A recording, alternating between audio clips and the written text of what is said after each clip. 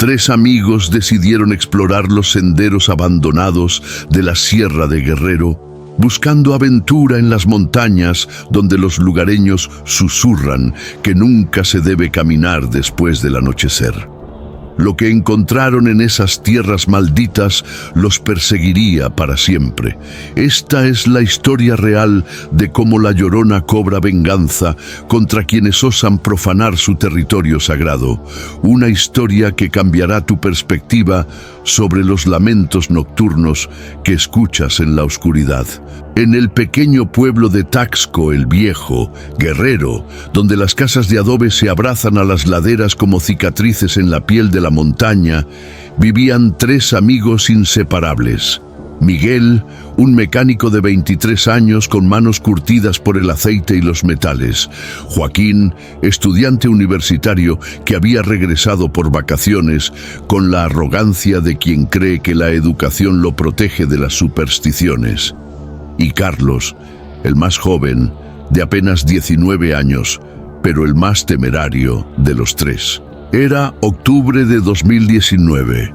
Cuando las noches comenzaban a extenderse como mantos funerarios sobre los cerros y el aire se llenaba de ese frío que penetra hasta los huesos.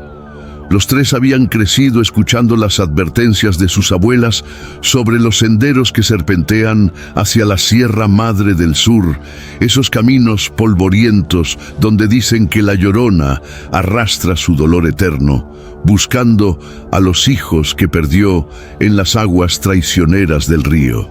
Son cuentos de viejas, se burlaba Joaquín mientras bebían cerveza Corona en la cantina El Último Suspiro, un lugar donde los hombres del pueblo se refugiaban para olvidar las penas del día.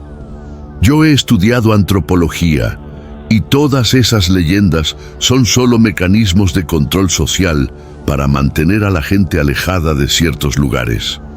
Miguel, más prudente por naturaleza, movía la cabeza con desaprobación. Sus ojos oscuros reflejaban la luz amarillenta de los focos desnudos que colgaban del techo. Mi abuela siempre decía que hay lugares donde los muertos no descansan, Joaquín, y los senderos hacia Cerro Gordo son uno de esos lugares. Pero Carlos, con esa imprudencia que caracteriza a los jóvenes que aún no han conocido el verdadero miedo, golpeó la mesa con entusiasmo. ¿Saben qué? Vamos a comprobar si esas historias son ciertas. Mañana es sábado, no tenemos nada que hacer. Podemos ir a acampar a los senderos, pasar la noche allí y regresar el domingo con una buena historia que contar. La propuesta flotó en el aire como el humo de los cigarrillos que algunos parroquianos fumaban en las esquinas. El silencio se extendió por unos segundos que parecieron eternos, hasta que Joaquín, quizás influenciado por el alcohol o por su necesidad de demostrar que sus estudios lo habían hecho superior a las creencias populares, asintió con una sonrisa torcida. «Está bien», dijo, «pero cuando no pase nada, cuando regresemos el domingo sanos y salvos, ustedes tendrán que admitir que todas esas historias de la Llorona son puras tonterías». Miguel sabía que era una mala idea. Lo sabía con esa certeza instintiva que viene de generaciones de sabiduría popular, pero la presión de sus amigos y quizás un poco de curiosidad morbosa lo hicieron ceder. «Está bien», murmuró finalmente, «pero vamos preparados. Linternas, comida, agua y regresamos al primer signo de problemas». Esa noche, mientras el pueblo dormía bajo el manto estrellado del cielo guerrerense, los tres amigos no sabían que acababan de sellar un pacto con lo desconocido, un acuerdo silencioso con fuerzas que habían habitado esas montañas desde mucho antes de que los españoles llegaran a profanar las tierras sagradas de sus ancestros. El sábado amaneció con esa claridad engañosa que caracteriza a los días que preceden a las tragedias. El sol se alzaba perezoso sobre los cerros, pintando de oro viejo las casas de tejas rojas y los muros descarapelados del pueblo. Miguel había pasado una noche inquieta, plagada de sueños extraños, donde una mujer vestida de blanco caminaba entre los nopales, arrastrando algo pesado que no lograba distinguir. Se encontraron en la plaza principal, frente a la iglesia de San Sebastián, cuyas campanas habían llamado a misa de 6 desde tiempos inmemoriales. El padre Gonzalo, un hombre ya mayor, cuyo rostro estaba surcado por las arrugas que deja una vida dedicada al servicio divino, barría los escalones de piedra cuando vio a los 3 jóvenes con sus mochilas y equipo de campamento.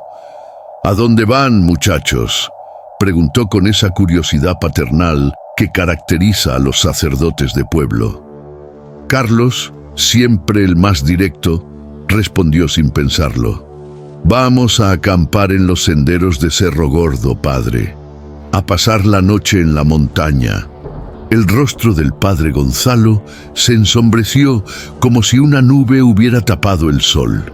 Sus ojos, normalmente bondadosos, se llenaron de una preocupación profunda que hizo que los 3 amigos se sintieran súbitamente incómodos. «Hijos míos», dijo con voz grave, «ese no es un lugar para los vivos, especialmente no durante las noches de octubre, cuando el velo entre este mundo y el otro se vuelve más delgado». Joaquín, fiel a su escepticismo, sonrió con condescendencia. «Padre, usted sabe que esas son solo supersticiones. Nosotros vamos a hacer un estudio de campo, algo científico». La mentira salió tan natural de sus labios que casi se la creyó a sí mismo. «La ciencia», murmuró el padre mientras volvía a su escoba, «no puede explicar todo lo que existe bajo el cielo. Hay fuerzas más antiguas que nuestras iglesias, más poderosas que nuestras oraciones. Si van a ir, al menos lleven esto». Sacó de su sotana 3 pequeñas medallas de la Virgen de Guadalupe, bendecidas y gastadas por el uso. «Y recuerden, si escuchan llantos en la noche, no respondan. Si ven una figura blanca entre los árboles, no la sigan. Y sobre todo, no se separen jamás».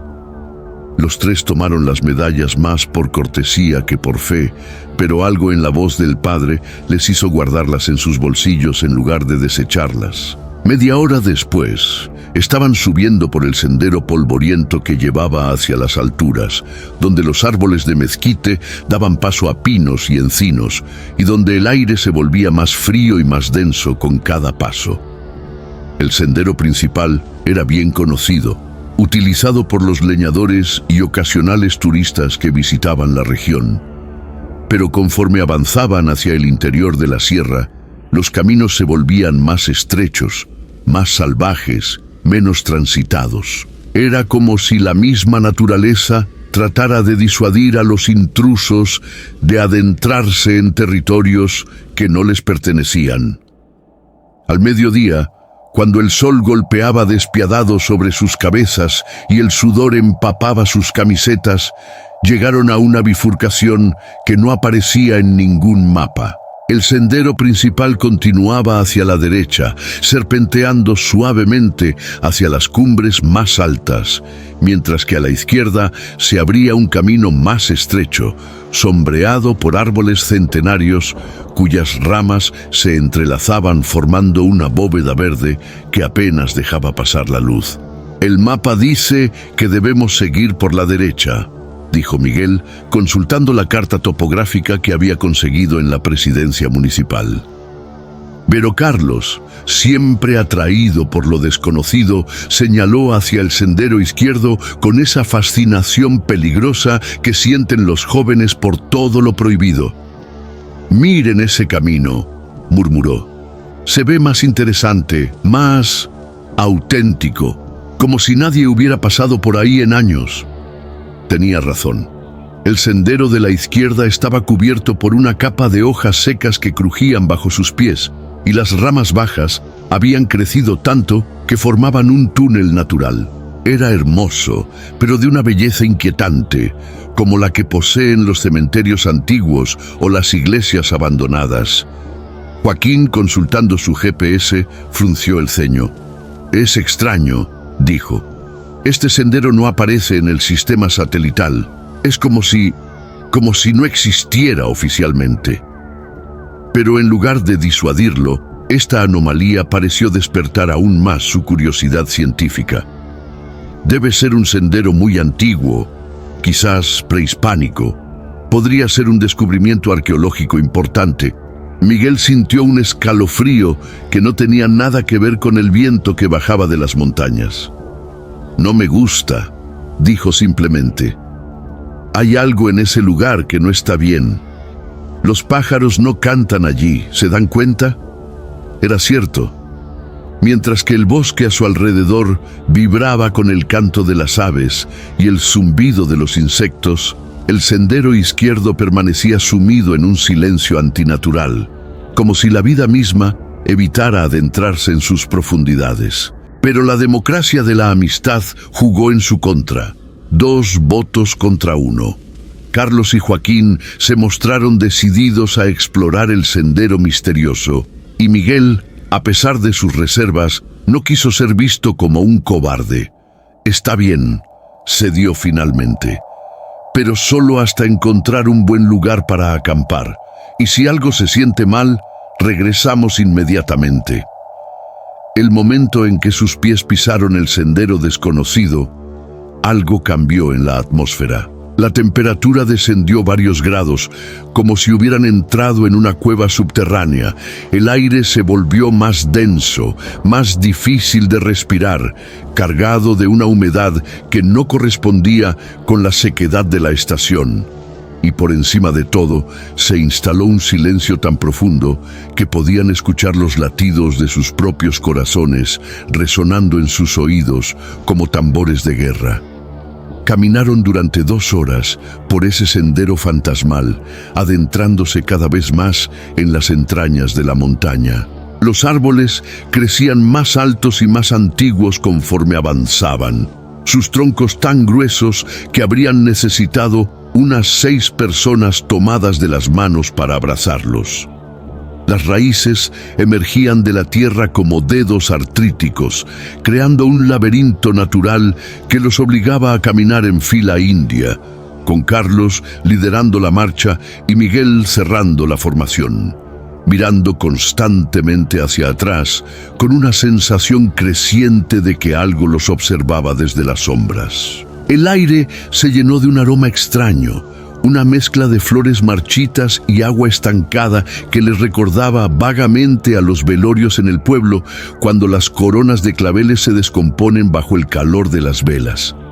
Joaquín, tratando de mantener su compostura científica, comentó que probablemente se debía a la descomposición natural de la materia orgánica en un ecosistema cerrado, pero su voz sonaba forzada, como si él mismo no creyera completamente en sus explicaciones racionales. Fue entonces cuando Carlos se detuvo abruptamente, levantando la mano para que los otros se detuvieran también. «¿Escuchan eso?», susurró, y en su voz había una nota de inquietud que no había estado allí antes. Aguzaron el oído, y efectivamente, muy tenue, casi imperceptible, llegaba hasta ellos el sonido de agua corriente. «Debe ser un arroyo», dijo Miguel con alivio evidente en su voz. «Podemos acampar cerca del agua. Será perfecto». Pero cuando siguieron el sonido, lo que encontraron no era el arroyo cristalino que habían imaginado. Era un río de aguas oscuras, casi negras, que se movía con una lentitud hipnótica entre las rocas cubiertas de musgo verdoso. El agua reflejaba las copas de los árboles como un espejo empañado y tenía una cualidad oleosa que hacía que la luz se fragmentara en formas extrañas y perturbadoras. «No bebamos de esta agua», advirtió Miguel instintivamente. Algo en ese río le despertaba una repulsión visceral, como si sus instintos más primitivos le gritaran que se alejara. Carlos se acercó a la orilla y se inclinó para examinar el agua más de cerca. «Es extraña», admitió. «Tiene un color raro, como si llevara sedimentos, pero no se mueve como un río normal».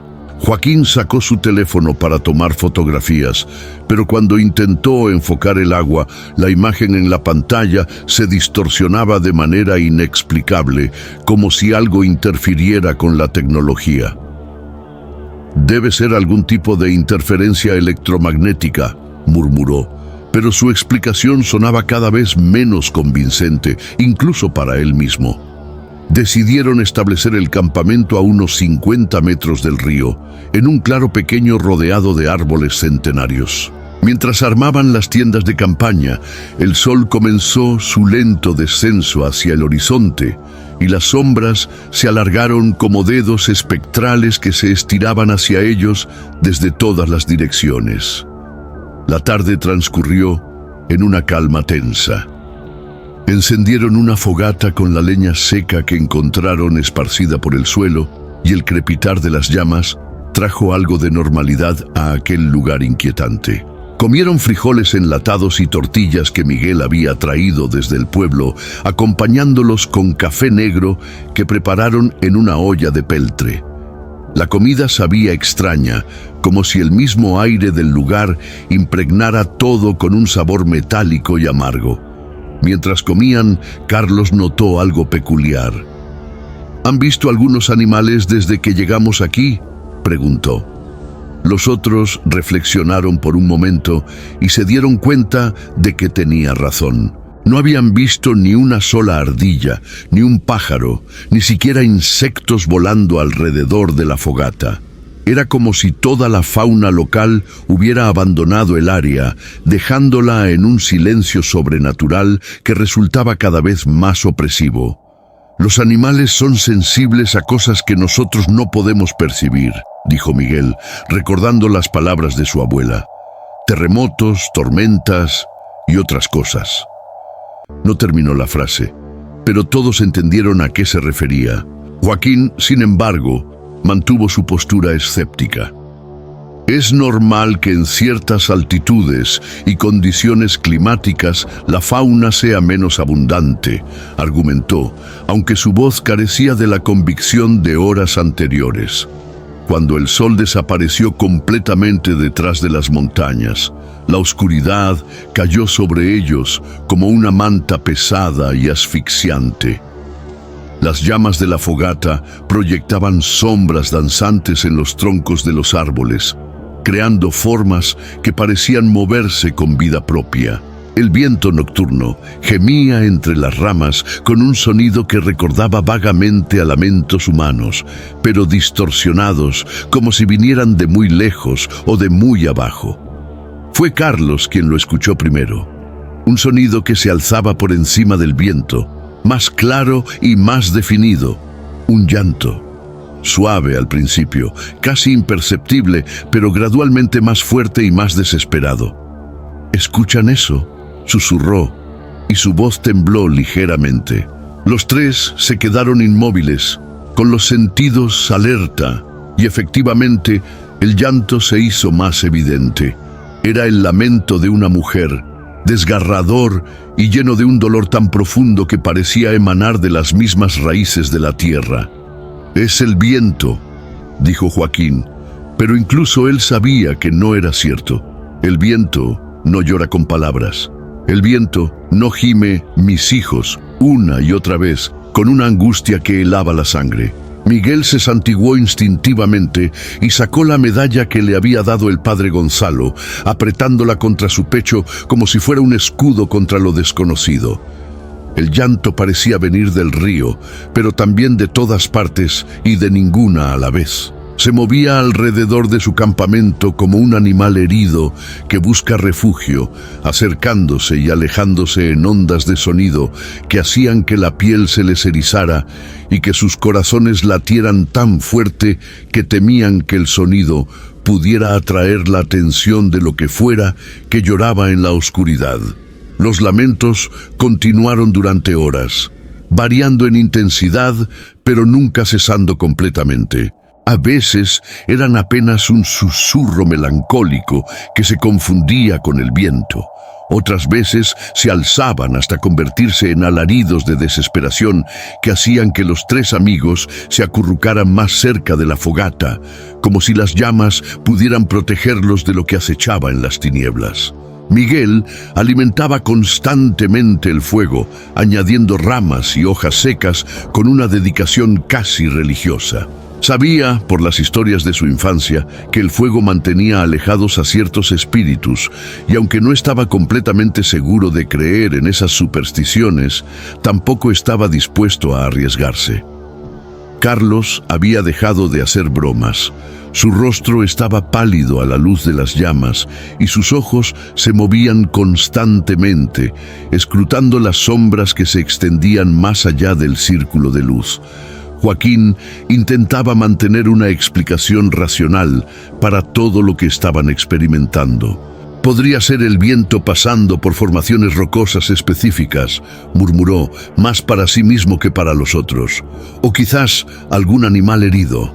Los sonidos se distorsionan en el bosque, especialmente de noche.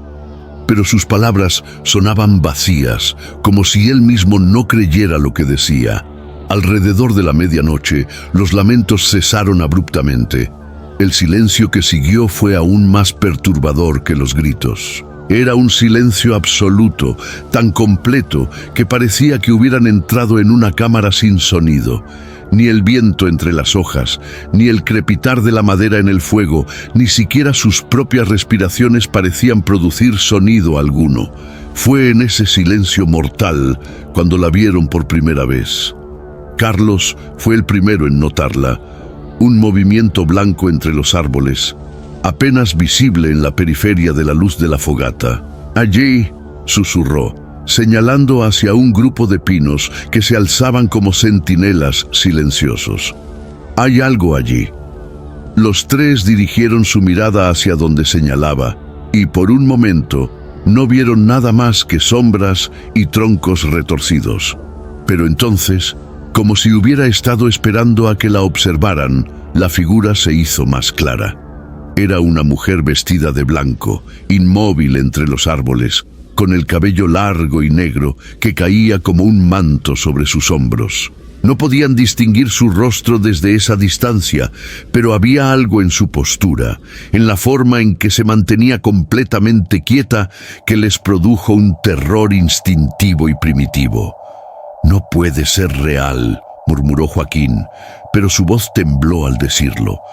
La figura no se movía, no respiraba, no daba señales de vida, pero tampoco tenía la quietud de un objeto inanimado. Era la quietud de algo que espera, de algo que observa y evalúa antes de actuar. Miguel apretó la medalla de la Virgen con tanta fuerza que sus nudillos se pusieron blancos. «No la miren directamente», susurró, recordando las advertencias del padre Gonzalo. «Y no respondan si nos habla». La figura permaneció inmóvil durante lo que les pareció una eternidad, pero que probablemente no fueron más que unos minutos. Los tres amigos la observaban con una mezcla de fascinación y terror, ninguno atreviéndose a moverse o a apartar la mirada, como si supieran instintivamente que cualquier movimiento brusco podría desencadenar algo terrible. Entonces, sin previo aviso, la mujer comenzó a caminar hacia ellos. Su movimiento era extraño, antinatural. No caminaba como una persona normal, sino que parecía deslizarse sobre el suelo sin que sus pies tocaran realmente la tierra. Su vestido blanco ondeaba sin que hubiera viento, y su cabello se movía como si estuviera bajo el agua. Conforme se acercaba, podían ver más detalles de su apariencia, y cada detalle que revelaba la luz vacilante de la fogata era más perturbador que el anterior. Su piel era de una palidez cadavérica, con un tinte azulado que sugería frío eterno. Sus manos, que colgaban a los lados de su cuerpo, terminaban en dedos anormalmente largos que parecían garras más que extremidades humanas. Pero lo más aterrador eran sus ojos. Cuando finalmente la luz de la fogata iluminó su rostro, vieron que donde deberían estar sus ojos No había más que cuencas vacías y oscuras, pozos negros que parecían absorber la luz misma. «Mis hijos», dijo con una voz que era como el eco de una campana rota. «¿Han visto a mis hijos?». La pregunta flotó en el aire como humo, y aunque estaba dirigida a ellos, no parecía esperar realmente una respuesta. Era más bien una lamentación, una pregunta que había hecho millones de veces a lo largo de los siglos, sin obtener nunca la respuesta que buscaba. Carlos abrió la boca para responder, pero Miguel le clavó los dedos en el brazo con tanta fuerza que le dejó marcas. «No», susurró urgentemente, «no le respondas, no le hables». El consejo del padre Gonzalo resonaba en su memoria como una campana de alarma. La entidad se acercó más, hasta quedar a apenas unos metros del círculo de luz de la fogata. Ahora podían ver que su vestido blanco estaba empapado, goteando constantemente un líquido oscuro que podría haber sido agua o podría haber sido sangre. El líquido caía al suelo con un sonido suave y constante, como una llovizna perpetua. «Mis niños hermosos», continuó con esa voz que parecía venir de ultratumba. «Los perdí en el río. Los busco todas las noches, pero no puedo encontrarlos. ¿Ustedes los han visto? ¿Han visto a mis pequeños?». Su cabeza se ladeó de una manera imposible, como si su cuello estuviera roto, y las cuencas vacías de sus ojos parecieron dirigirse directamente hacia cada uno de ellos. Joaquín había perdido completamente la compostura, temblaba violentamente y sus labios se movían en lo que parecía ser una oración silenciosa, todas sus teorías racionales desmoronándose ante la evidencia innegable de lo sobrenatural que tenía frente a él. La Llorona comenzó a caminar lentamente alrededor de su campamento, manteniéndose siempre en el borde de la luz, como si una barrera invisible le impidiera acercarse más a la fogata. Sus pies descalzos no hacían ruido al tocar el suelo, pero el goteo constante de su vestido empapado marcaba cada uno de sus pasos como un metrónomo macabro. «Ellos eran tan pequeños», murmuró mientras caminaba, «tan inocentes. Jugaban en la orilla del río mientras yo lavaba la ropa, pero el agua se los llevó para siempre». Su voz se quebraba en sollozos que hacían eco en el bosque silencioso, creando un coro fantasmal de lamentos que parecía surgir de cada árbol, de cada sombra. Miguel mantenía la fogata ardiendo con una dedicación desesperada, alimentándola con cada rama que podía alcanzar sin alejarse de sus amigos. Las llamas crepitaban y chisporroteaban, enviando chispas hacia el cielo nocturno como pequeñas oraciones de luz. Sabía que el fuego era su única protección, la única barrera entre ellos, y esa cosa que había sido mujer una vez, pero que ahora era algo completamente diferente. Carlos estaba en estado de shock, con los ojos fijos en la figura que giraba a su alrededor, como un buitre esperando el momento adecuado para atacar. Su mente, siempre tan rápida para la bravuconería y las bromas, se había quedado en blanco, incapaz de procesar la realidad de lo que estaba presenciando. Todo lo que había creído sobre el mundo, sobre la vida y la muerte, sobre lo posible y lo imposible, se desmoronaba ante sus ojos. Joaquín había sacado su teléfono y trataba desesperadamente de grabar lo que estaba sucediendo, pero la pantalla mostraba solo estática, líneas distorsionadas que se movían caóticamente. «No funciona», murmuró con voz quebrada. «Nada funciona aquí. Es como si este lugar estuviera fuera de la realidad». La Llorona se detuvo directamente frente a ellos, al otro lado de la fogata. Su presencia era tan intensa que el aire mismo parecía volverse más denso, más difícil de respirar. Extendió sus brazos esqueléticos hacia ellos y cuando habló, su voz se multiplicó, como si 1000 voces hablaran al unísono desde las profundidades de la tierra. «Vengan conmigo», dijo. «Ayúdenme a buscar a mis hijos. Conocen estos senderos, pueden guiarme hacia el río donde se ahogaron. Si me ayudan, les prometo que no les haré daño». Pero había algo en sus palabras, una promesa vacía que sonaba más como una amenaza, una mentira envuelta en súplica desesperada. Miguel apretó aún más fuerte la medalla de la Virgen y comenzó a rezar en voz baja, las palabras del Padre Nuestro brotando de sus labios como un mantra protector. «Padre nuestro que estás en los cielos, santificado sea tu nombre». Su voz era apenas un susurro, pero en el silencio absoluto de ese lugar maldito, cada palabra resonaba con una claridad cristalina.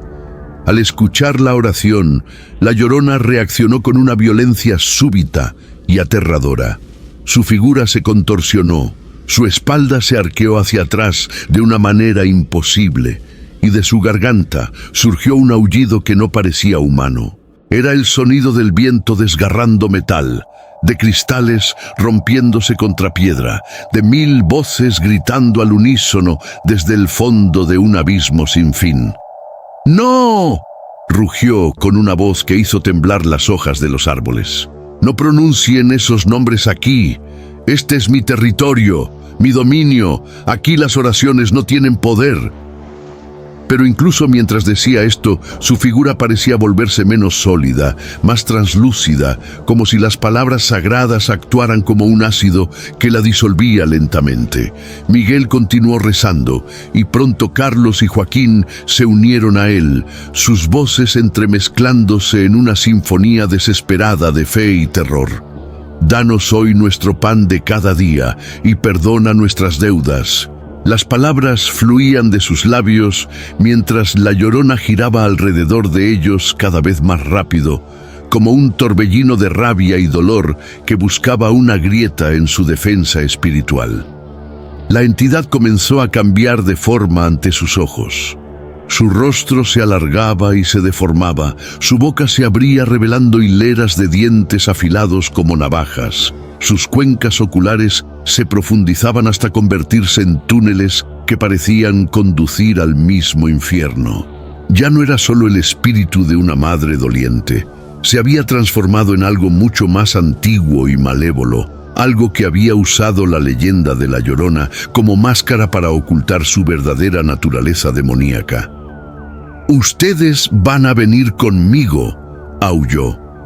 «Van a acompañarme al río, van a ahogarse en sus aguas negras y sus almas se quedarán aquí para siempre». Extendió sus brazos hacia ellos y ahora podían ver que sus manos habían crecido hasta convertirse en garras enormes, capaces de desgarrar carne y hueso con la misma facilidad que papel. Pero las oraciones creaban una barrera invisible alrededor de la fogata. Cada vez que la Llorona intentaba acercarse más, una fuerza la repelía, como si chocara contra una pared de cristal. Su frustración crecía con cada intento fallido, y su forma se volvía cada vez más monstruosa, alejándose cada vez más de cualquier apariencia humana. Fue entonces cuando Miguel recordó algo más que le había dicho su abuela. «Los espíritus malignos no pueden cruzar agua bendita». Sacó de su mochila una botella de agua que había llenado en la pila bautismal de la iglesia de San Sebastián cuando el padre Gonzalo no estaba mirando. Con manos temblor tentar, nuevamente continuar editar bloque 9, continuación, 3000 caracteres. Fue entonces cuando Miguel recordó algo más que le había dicho su abuela. Los espíritus malignos no pueden cruzar agua bendita. Sacó de su mochila una botella de agua que había llenado en la pila bautismal de la iglesia de San Sebastián cuando el padre Gonzalo no estaba mirando. Con manos temblorosas comenzó a rociar el agua alrededor del perímetro de su campamento, creando un círculo sagrado que complementaba la protección de las llamas. Cada gota de agua bendita que tocaba el suelo provocaba una reacción violenta en la Llorona. Chillaba como si el líquido fuera ácido sobre su forma espectral, retrocediendo cada vez más hacia las sombras profundas del bosque.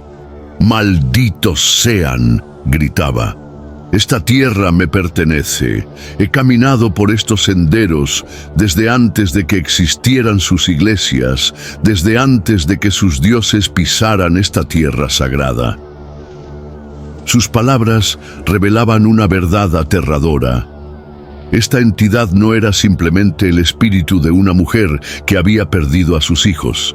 Era algo mucho más antiguo, un ser que había habitado estos bosques desde tiempos prehispánicos, que había tomado la forma de La Llorona para atraer a víctimas incautas hacia su perdición. Los antiguos habitantes de estas tierras la conocían por otro nombre, la temían y la respetaban. Le ofrecían sacrificios para mantenerla apaciguada. «No pueden huir de mí», siseó desde las sombras, su voz ahora distorsionada como el eco en una caverna profunda. «Conocen mi secreto, han visto mi verdadero rostro. Debo silenciarlos para siempre, o mi cacería en estas montañas llegará a su fin». Era una amenaza, pero también una admisión de debilidad. Su poder dependía del secreto, del misterio, de que la gente la siguiera viendo como una simple leyenda urbana. Los tres amigos continuaron rezando hasta que sus voces se volvieron roncas, manteniendo la fogata ardiendo con una devoción nacida del terror más puro. La Llorona los acechó durante el resto de la noche, apareciendo y desapareciendo entre los árboles, probando constantemente las defensas que habían erigido, buscando cualquier momento de debilidad o distracción que le permitiera abalanzarse sobre ellos. Conforme avanzaba la madrugada, su forma comenzó a volverse menos definida, más transparente. La proximidad del amanecer parecía debilitar su presencia en el mundo físico, como si la luz del sol fuera su enemiga natural. «Volveré», prometió con una voz que ya sonaba lejana. «Cada noche que pasen en estas montañas, volveré. Y algún día, cuando bajen la guardia, cuando olviden protegerse, los arrastraré conmigo al fondo del río Negro, donde mis verdaderos hijos esperan compañía eterna». Los primeros rayos del alba comenzaron a filtrarse entre las copas de los árboles como dedos dorados que ahuyentaban las sombras de la noche. Con la llegada de la luz, la Llorona emitió un último alarido de frustración que hizo eco en todo el valle, un sonido tan desgarrador que las aves de los bosques circundantes alzaron el vuelo en pánico. Luego, como humo que se disipa con el viento, su figura se desvaneció completamente, dejando solo el aroma a flores marchitas y agua estancada como evidencia de su presencia. Los tres amigos permanecieron inmóviles hasta que el sol estuvo completamente visible sobre el horizonte, sin atreverse a moverse del círculo protector que habían creado con agua bendita y oraciones. Sus rostros estaban pálidos por la falta de sueño y el terror, sus ojos enrojecidos y hundidos, como si hubieran envejecido 10 años en una sola noche. «Tenemos que irnos», murmuró Miguel con voz ronca. «Ahora, antes de que anochezca otra vez». No hacía falta que explicara sus razones. Los otros dos entendían perfectamente la urgencia. Habían visto algo que no debían haber visto, sabían algo que los convertía en una amenaza para esa entidad ancestral que guardaba los secretos de la montaña. Recogieron su equipo con movimientos mecánicos, como autómatas programados para realizar tareas específicas. Joaquín había perdido completamente su arrogancia académica. Sus manos temblaban mientras doblaba su tienda de campaña y murmuraba. Recogieron su equipo con movimientos mecánicos, como autómatas programados para realizar tareas específicas. Joaquín había perdido completamente su arrogancia académica. Sus manos temblaban mientras doblaba su tienda de campaña y murmuraba constantemente, «No es posible, no es posible», como un mantra que trataba de restaurar su realidad quebrada. Carlos había envejecido visiblemente. Su rostro juvenil estaba marcado por líneas de tensión que no habían estado allí el día anterior, y sus ojos se movían constantemente, escrutando las sombras como si esperara que la entidad apareciera en cualquier momento para cumplir su amenaza. Cuando estuvieron listos para partir, Miguel tomó las cenizas aún calientes de la fogata y las esparció, formando una cruz sobre el lugar donde habían acampado. «Para que sepa que estuvimos bajo protección divina», explicó, «y para que no pueda usar este lugar para hacer daño a otros». El viaje de regreso fue una pesadilla de paranoia y terror. Cada sombra entre los árboles podía ocultar la figura blanca de la Llorona. Cada susurro del viento sonaba como su voz, llamándolos desde la distancia. Caminaron en silencio, apresurando el paso cuando el sendero se volvía más oscuro, respirando con alivio cuando llegaban a claros donde el sol iluminaba directamente el suelo.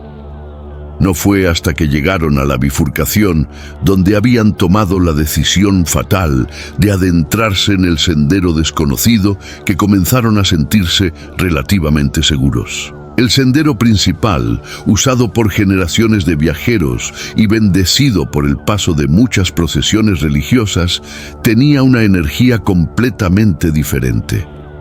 Aquí los pájaros cantaban, los insectos zumbaban y la vida fluía con normalidad. «¿Qué vamos a decirle a la gente?», preguntó Carlos, cuando ya podían ver las primeras casas del pueblo en la distancia. Era una pregunta importante. ¿Quién les creería?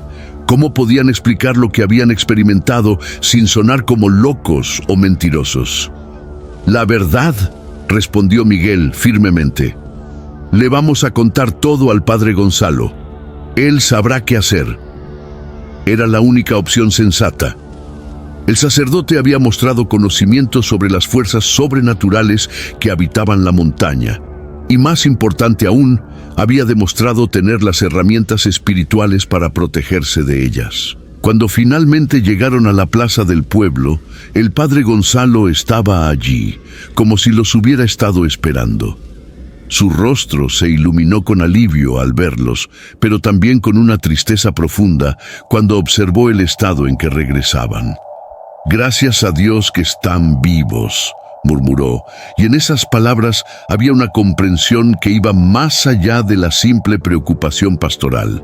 En la sacristía de la iglesia de San Sebastián, bajo la mirada protectora de santos tallados en madera centenaria, los tres amigos relataron su encuentro con la entidad que se hacía pasar por la Llorona. El padre Gonzalo los escuchó sin interrumpir, asintiendo gravemente en los momentos más críticos del relato, como si cada detalle confirmara sospechas que había albergado durante años. «Esa cosa que vieron no es la Llorona», dijo finalmente cuando terminaron de hablar. «Es algo mucho más antiguo y peligroso que ha tomado su forma para atraer víctimas. Los antiguos nahuas de esta región la conocían como Ciguateteo, un espíritu femenino que devoraba a los viajeros incautos. Cuando llegaron los españoles y se extendió la leyenda de la Llorona, simplemente adoptó esa nueva identidad».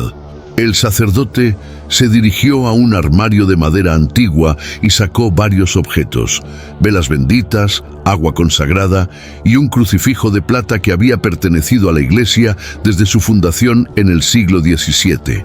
«Deben someterse a una limpia espiritual», explicó. «Esa entidad los ha marcado. Puede rastrearlos, aparecer en sus sueños, incluso manifestarse en sus hogares si no cortamos la conexión que estableció con ustedes». El ritual de purificación duró 3 horas. El padre Gonzalo los roció con agua bendita mientras recitaba oraciones en latín. Encendió las velas consagradas para crear un círculo de luz sagrada y les hizo sostener el crucifijo mientras confesaban no solo lo que habían visto, sino también su imprudencia al aventurarse en territorio prohibido. La arrogancia es el pecado que más víctimas le entrega a las fuerzas oscuras, les explicó mientras realizaba la ceremonia. Creer que conocemos todo, que la ciencia puede explicar todo, que nuestras creencias modernas son superiores a la sabiduría ancestral. Ese orgullo nos vuelve ciegos ante peligros reales. Joaquín, en particular, parecía destrozado por esta revelación. Todo su mundo académico, sus teorías y explicaciones racionales se habían desmoronado en una sola noche. ¿Cómo es posible que algo así exista y la ciencia no lo haya documentado?, preguntó con voz quebrada. La ciencia documenta lo que puede medir y repetir en condiciones controladas, respondió el padre. Pero hay fuerzas en este mundo que trascienden lo físico, que operan en dimensiones que nuestros instrumentos no pueden detectar. No significa que sean menos reales, simplemente significa que requieren diferentes herramientas para comprenderlas. Cuando el ritual terminó, los tres se sintieron visiblemente aliviados, como si un peso invisible hubiera sido removido de sus hombros. El padre Gonzalo les dio nuevas medallas benditas, más poderosas que las anteriores, y les hizo prometer que nunca volverían a aventurarse solos en los senderos remotos de la sierra. Cuenten su historia, les advirtió, pero háganlo con sabiduría, no para crear pánico, sino para advertir a otros sobre los peligros reales que acechan en lugares donde lo sagrado y lo profano se encuentran. Pasaron 3 meses antes de que alguno de los tres pudiera dormir una noche completa sin despertar empapado en sudor frío, con el eco de los lamentos resonando en sus oídos. Miguel desarrolló la costumbre de mantener velas benditas encendidas en su casa durante toda la noche. Carlos se mudó temporalmente con su familia, incapaz de estar solo después del anochecer. Joaquín abandonó sus estudios de antropología y se inscribió en el seminario, decidido a dedicar su vida a comprender y combatir las fuerzas sobrenaturales que había encontrado en la montaña.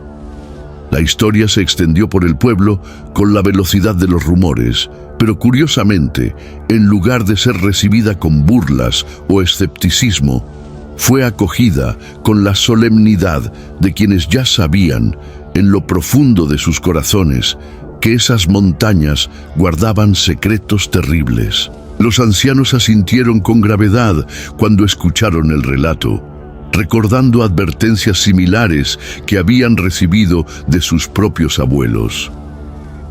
Siempre supimos que había algo malo en esos senderos, confesó doña Carmen, la mujer más vieja del pueblo. Mi bisabuela me contaba que los antiguos mexicas habían sellado algo allí arriba, algo que no debía ser liberado. Decía que por eso construyeron tantos templos en la región, para mantener a raya a las fuerzas oscuras. El acceso al sendero misterioso fue oficialmente restringido por las autoridades municipales, aunque todos sabían que la verdadera protección venía de la bendición que el padre Gonzalo había realizado en la entrada, colocando una cruz de hierro forjado que había sido consagrada con agua del río Jordán. Miguel regresó eventualmente a su trabajo como mecánico, pero nunca volvió a ser el mismo. Sus compañeros notaron que ahora llevaba siempre una medalla de la Virgen visible sobre su camisa y que se persignaba cada vez que escuchaba el viento aullar entre los edificios. Había desarrollado una sensibilidad especial para lo sobrenatural, una capacidad para detectar presencias que otros no podían percibir. Carlos se casó joven y se mudó a la Ciudad de México, pero regresaba al pueblo cada Día de los Muertos para participar en las misas especiales que el padre Gonzalo organizaba para mantener en paz a los espíritus inquietos de la región. Nunca habló públicamente de su experiencia, pero aquellos que lo conocían bien podían ver en sus ojos la marca indeleble del terror auténtico. Joaquín fue ordenado sacerdote 5 años después y fue asignado a una parroquia en las montañas de Oaxaca, donde aplicaba las lecciones aprendidas en Guerrero para proteger a comunidades indígenas de entidades similares que acechaban en lugares remotos. Su transformación de escéptico académico a guerrero espiritual se convirtió en leyenda entre el clero joven. Los tres mantuvieron contacto durante el resto de sus vidas, unidos por un vínculo que trasciende la amistad normal. Habían mirado juntos al abismo de lo sobrenatural y habían regresado cambiados para siempre. Y aunque nunca volvieron a aventurarse en senderos desconocidos, a veces, en noches de luna nueva, aún podían escuchar a lo lejos los lamentos de la Llorona, recordándoles que algunas puertas, una vez abiertas, nunca se cierran completamente. Si esta historia te erizó la piel y te hizo mirar 2 veces hacia las sombras de tu habitación, no estás solo. Las montañas de México guardan secretos que desafían nuestra comprensión moderna. Dale like si crees que algunas leyendas esconden verdades terribles y suscríbete para más encuentros reales con lo sobrenatural. ¿Te atreverías a pasar una noche en los senderos de Guerrero?